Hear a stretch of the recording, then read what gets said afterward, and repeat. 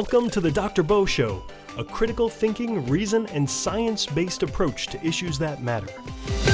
The mysterious they. Unmasking a linguistic illusion. Explore the manipulative use of they in language, uncovering its impact on communication and fostering critical thinking skills. Welcome to another episode of our podcast, where we explore the fascinating world of critical thinking, science, logic, and reasoning. Today, we're diving into a topic that often slips under the radar, but wields a surprising amount of power. The word they. No, we're not talking about the pronoun used for people whose gender isn't specified or is non-binary. We're talking about they, as it is used in the nebulous, shadowy sense, often to imply some unnamed, powerful, and sometimes nefarious institution. Ever notice how they is thrown around in conversations?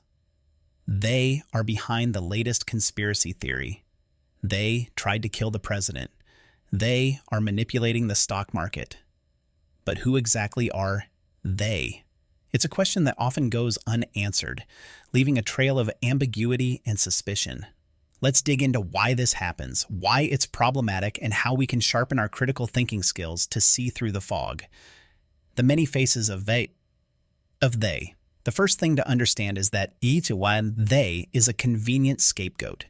It allows people to point fingers without taking responsibility for making specific accusations.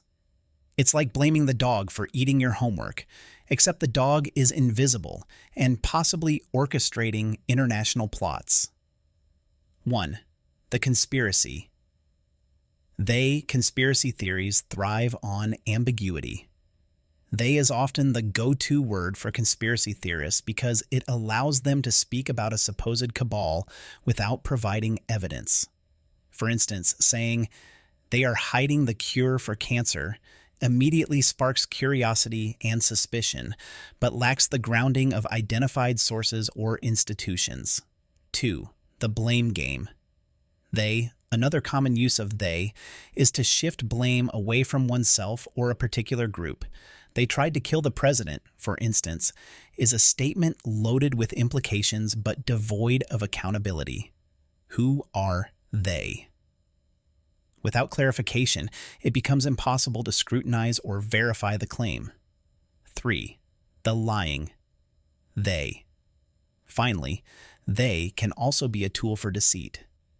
By claiming they did something without naming anyone, the statement becomes unfalsifiable. If you can't pin down who they are, how can you refute or confirm the claim? It's a linguistic magic trick that turns falsehoods into seemingly legitimate statements. Why it's poor communication. Using they in this manner is not just lazy, it's manipulative. Here are a few reasons why it's poor communication. Lack of clarity. Without specifying who they are, the statement lacks clarity and precision. Avoiding accountability. It allows the speaker to avoid accountability for their claims. Encourages misinformation. By leaving statements open-ended, it encourages the spread of misinformation. In essence, it's like making a claim in a scientific paper without citing any sources. If you can't back it up, it's not valid. The call to action. Demand clarity. So, what can we do about this? The next time someone uses they in a suspicious context, don't let it slide. Ask for specifics. Who exactly are they? What evidence supports this claim? By demanding clarity, we can hold people accountable for their words and stop the spread of misinformation. It's important for each of us to be vigilant and question the rhetoric we encounter. By doing so, we foster a culture of transparency and critical thinking. And, as always, if you're looking for resources to enhance your skills in logic and reasoning, visit Dr. Bo's bookstore for a treasure trove of enlightening reads. Thanks for tuning in to this episode. Remember, critical thinking isn't just a skill, it's a superpower. Until next time, keep questioning, keep learning, and keep thinking critically.